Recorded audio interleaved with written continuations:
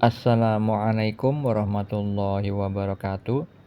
Alhamdulillahirabbil alamin.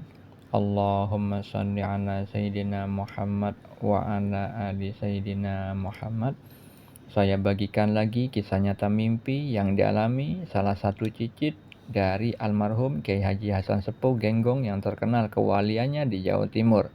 Sebutlah cicit tersebut namanya Fulan, bukan nama yang sebenarnya. Fulan seringkali mendapatkan mimpi, petunjuk dari Allah Subhanahu wa taala tentang keadaan spiritualnya, tentang kedudukan di sisi Allah. Perlu kita ketahui sebelumnya, mimpi adalah bagian dari syariat Islam. Banyak dalil yang menerangkan tentang mimpi dan ilmu takwil mimpi. Di dalam Al-Quran disebutkan di dalam surat Yusuf ayat 6 ayat 21 dan ayat 101 bahwa Nabi Yusuf alaihissalam diberikan sebagian karunia ilmu takwil mimpi, ilmu memaknai mimpi. Di dalam surat Yusuf juga terdapat contoh-contoh mimpi yang dialami Nabi Yusuf alaihissalam ketika masa kecil dan mimpi yang dialami orang lain. Begitu juga mimpi yang dialami Nabi Muhammad SAW. Ya. Itu juga terdapat di dalam Al-Quran dan juga di dalam Sahih Al-Bukhari. Di dalam Sahih Al-Bukhari, Nabi Muhammad SAW bersabda, mimpi dari seorang yang saleh adalah satu bagian dari 46 kenabian. Yang maknanya mimpi yang dialami orang soleh adalah salah satu fasilitas yang dimiliki para nabi. Karena apa? Nabi Muhammad SAW seringkali bermimpi dan beliau mendapatkan wahyu yang pertama itu berupa mimpi yang benar dalam tidur.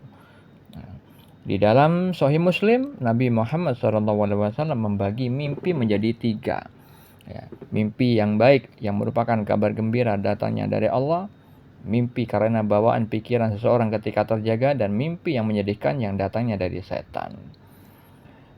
Dalil yang lain terkait mimpi bisa Anda baca sendiri pada deskripsi di video ini. Fulan, salah satu cicit dari almarhum Kiai Haji Hasan Sepuh Genggong, mengalami mimpi tentang spiritualnya. Beberapa mimpi yang mungkin bisa saya kisahkan kepada Anda untuk bisa diambil hikmahnya.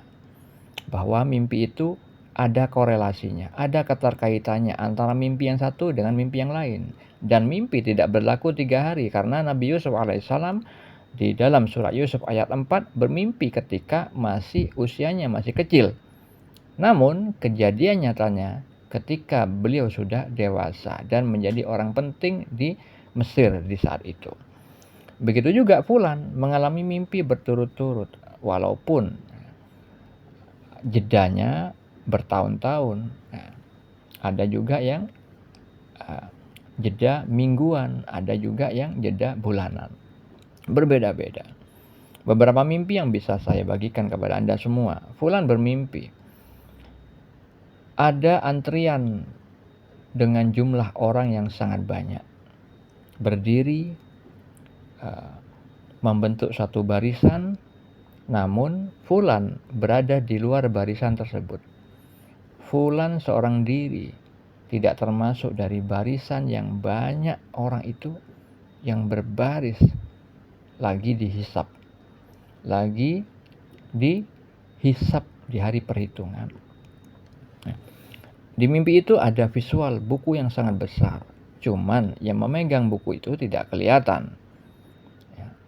Fulan memahami bahwa itu adalah hari perhitungan amal, baik dan buruk seseorang. Tapi Fulan bukan orang yang akan dihisap. Itu maknanya. Fulan bebas hisap. Insya Allah begitu. Karena apa? Terkait dengan mimpi yang lain.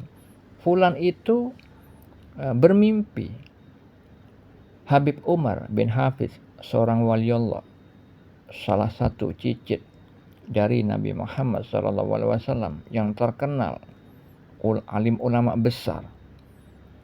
Beliau bermimpi Habib Umar itu menangis. Namun ketika beliau menangis karena Allah, wajahnya berubah menjadi Fulan.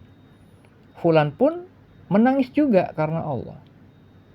Lalu kemudian berganti lagi wajahnya menjadi Habib Umar yang menangis karena Allah.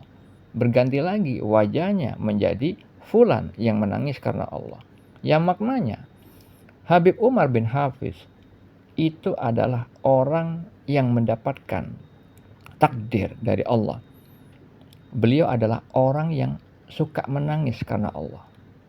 Begitu juga Fulan mendapatkan hal yang sama. Mendapatkan kedudukan orang yang mampu menangis karena Allah. Walaupun dalam kadarnya itu pasti berbeda dengan Habib Umar bin Hafiz. Cuman sama-sama bisa menangis karena Allah. Nah, Fulan di dalam kehidupan nyatanya memang begitu. Ketika sholat, terkadang bergetar hatinya lalu menangis. Tidak sekali dua kali. Tidak hanya di dalam sholat. Ketika memegang nasi bungkus, beliau mengetahui bahwa karunia bisa memegang nasi bungkus itu adalah dari Allah. Langsung dia tuh bergetar menangis. Ketika melihat sendalnya, Fulan melihat kasih sayang Allah terhadap dirinya yang melindungi kakinya. Fulan menangis. Ketika membeli nasi bungkus untuk anak dan istrinya, ketika berada di trotoar dalam keadaan ramai, hiruk pikuk orang yang lalu lalang, Fulan menangis. Ketika dia melihat tangannya dimampukan oleh Allah memegang nasi bungkus tersebut, Fulan menangis. Nah, menangis karena Allah ini ada keutamaannya. Karena apa? Ada jaminan dari Allah Subhanahu wa taala masuk surga. Itu kepastiannya disabdakan Nabi Muhammad SAW dalam sebuah hadis.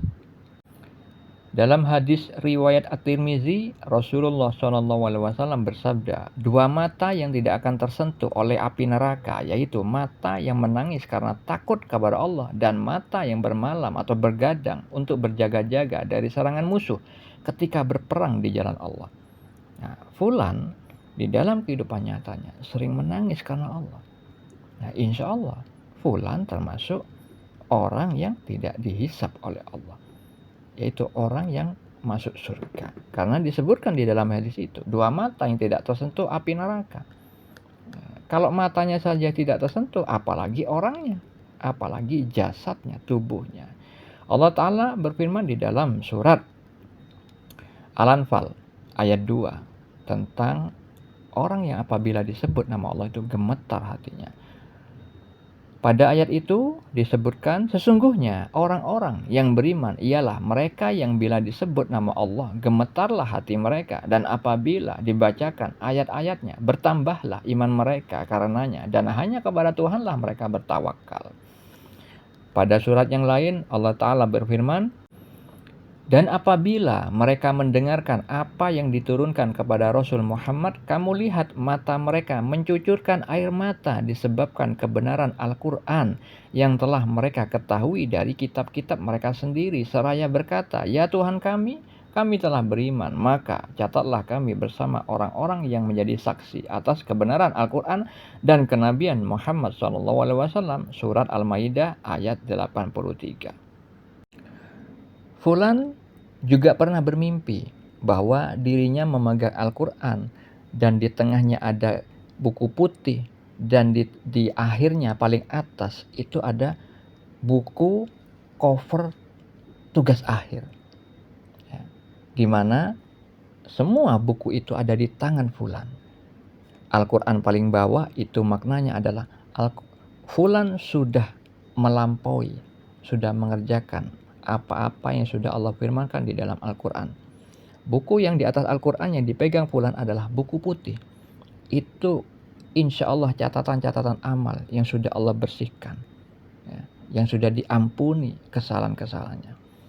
Yang ketiga, buku yang paling atas itu cover tugas akhir, dikatakan di dalam mimpi itu adalah tugas akhir bagi Fulan. Di dalam mimpi itu ada visual orang-orang yang lagi berada di majelis ilmu dan juga orang-orang yang bergelut dengan duniawi. Fulan di luar kelompok itu. Fulan di luar lingkaran itu. Artinya seperti yang Allah sebutkan di kitabnya Wali Allah, Fulan bukan lagi makhluk ahli bumi dan juga bukan makhluk ahli langit, tapi dia adalah ahli Allah. Nah, semoga hal ini bermanfaat kita semua, kita ambil hikmahnya, supaya tidak meremehkan mimpi petunjuk dari Allah Subhanahu wa taala. Assalamualaikum warahmatullahi wabarakatuh.